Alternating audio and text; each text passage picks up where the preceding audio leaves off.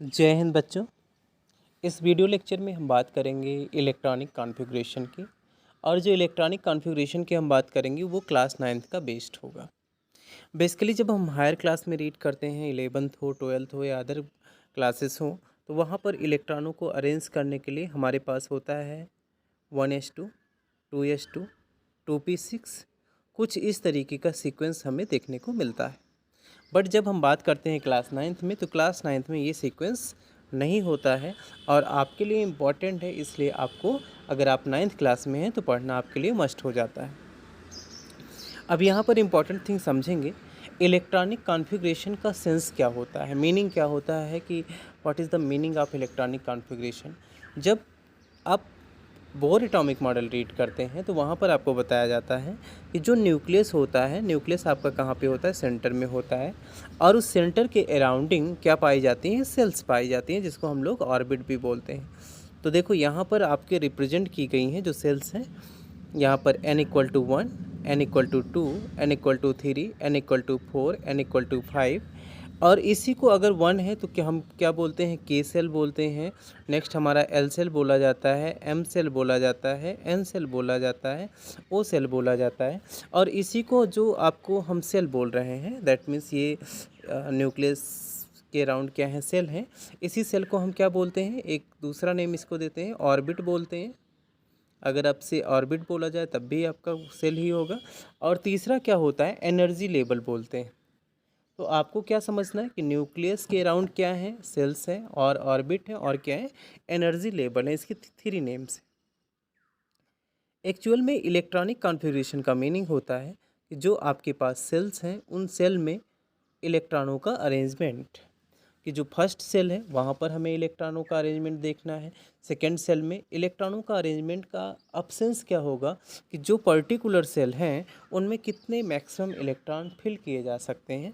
उसके लिए आपको क्या बताया गया, एक सिंपल रूल बताया गया कि उसके लिए हमारा फार्मूला क्या था, 2n² था। अब 2n² की अगर मैं बात करूं तो n आपका क्या हो जाएगा, नंबर हो जाएगा। दैट मीन्स 1 हो जाएगा, 2 हो जाएगा, 3 हो जाएगा, 4 हो जाएगा, 5 हो जाएगा and so on.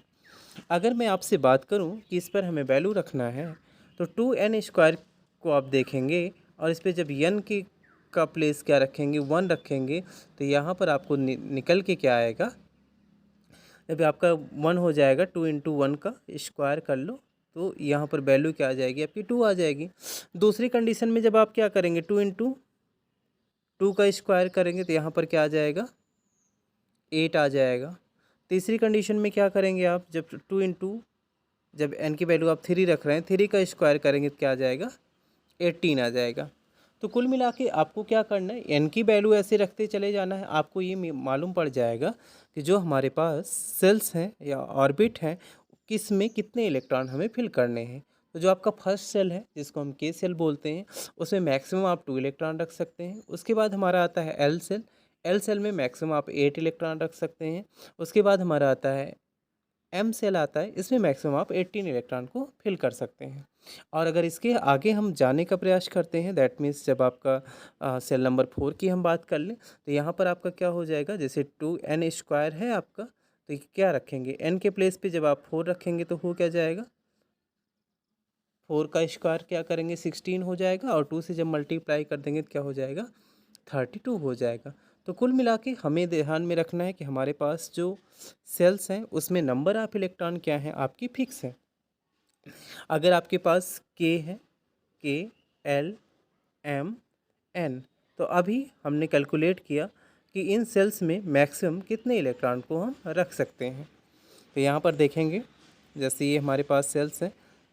First cell में आपने निकाला था मैक्सिमम 2 इलेक्ट्रॉन, सेकेंड में क्या निकाला, मैक्सिमम 8 इलेक्ट्रॉन, थर्ड में क्या निकाला आपने, मैक्सिमम 18, और फोर्थ में क्या निकाला, मैक्सिमम 32 इलेक्ट्रॉनों को हम फिल कर सकते हैं। तो यही हमारा क्या हो जाएगा, इलेक्ट्रॉनिक अरेंजमेंट हो जाएगा। अब ये जो इलेक्ट्रॉन्स की हम बात कर रहे हैं, ये हमें मिलते कहाँ पर हैं। देखो ध्यान में आपको रखना है, जितने भी एलिमेंट्स होते हैं, चाहे आप हाइड्रोजन की बात करेंगे या हीलियम की बात करेंगे, लिथियम हो गया, सोडियम हो गया, पोटेशियम हो गया, जितने भी एलिमेंट्स हैं सबकी एक आइडेंटिटी होती है। आइडेंटिटी का मतलब क्या होता है, सबका एक फिक्स एटॉमिक नंबर होता है।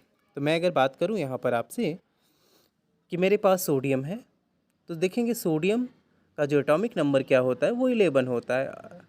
अब ध्यान में रखना, किसी भी एटम में अगर वो आपका न्यूट्रल एटम है, न्यूट्रल एटम का होता है जिसके ऊपर बेटा पॉजिटिव एंड नेगेटिव चार्ज ना हो, वो हमारा क्या होता है, न्यूट्रल एटम होता है। तो अगर मेरे पास क्या है, सोडियम है, तो सोडियम का एटॉमिक नंबर क्या है, 11 है। दैट मीन्स इसमें अगर मैं आपसे बोलूँ कि how many number of electron in sodium, तो आपका आंसर क्या हो जाएगा, 11 हो जाएगा। जितने प्रोटॉन हैं उतने ही क्या होंगे, न्यूट्रॉन होंगे। इसीलिए आपको क्या बताया गया कि जो एटम्स होता है वो एक्चुअली न्यूट्रल होता है।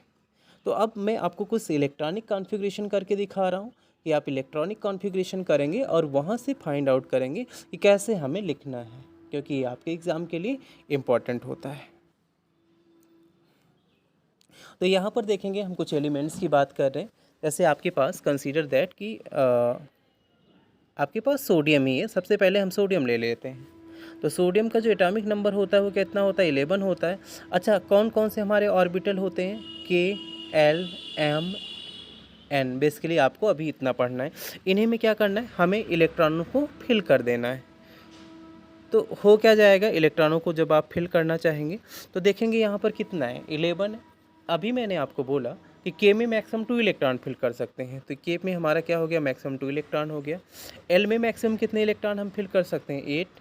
तो उसके बाद क्या हो गया, 8 हो गया। अभी आप काउंट करेंगे, देखेंगे सोडियम के पास टोटल 11 इलेक्ट्रॉन थे। तो यहाँ पर क्या हो जाएगा, अभी आपका 1 इलेक्ट्रॉन रिमेनिंग है, किस में भर हो जाएगा, वो आपका एम में चला जाएगा।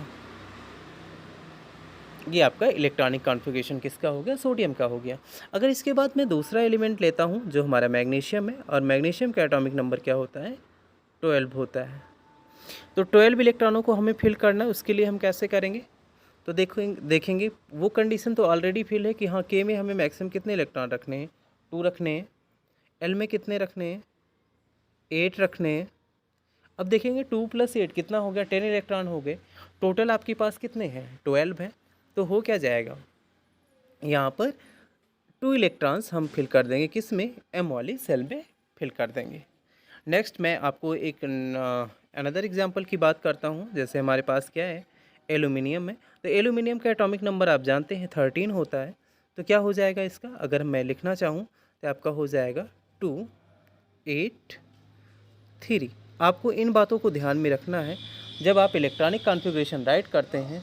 तो इम्पॉर्टेंट थिंग्स यही है, ठीक है, इम्पॉर्टेंट थिंग्स यही है कि जब आप इलेक्ट्रॉनिक कॉन्फ़िगरेशन राइट करेंगे तो जो भी आपने सीक्वेंस बनाया 2, 8, 3, इन सबको जब आप ऐड करेंगे, सम करेंगे, तो आपका जो एटॉमिक नंबर है, that means total number of electron आपको मिल जाने चाहिए।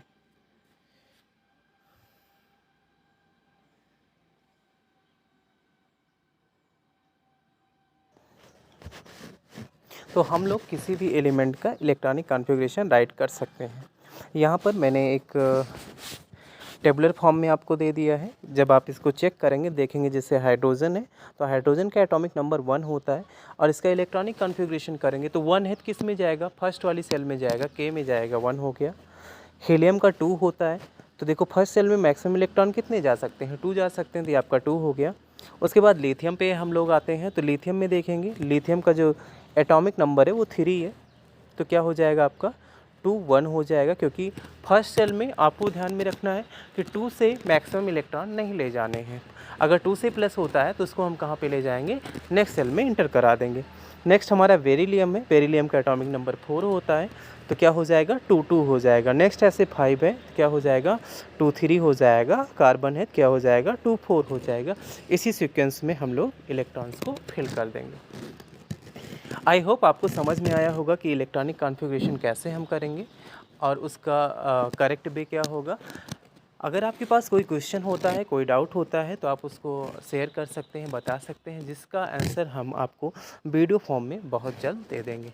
Thank you for watching.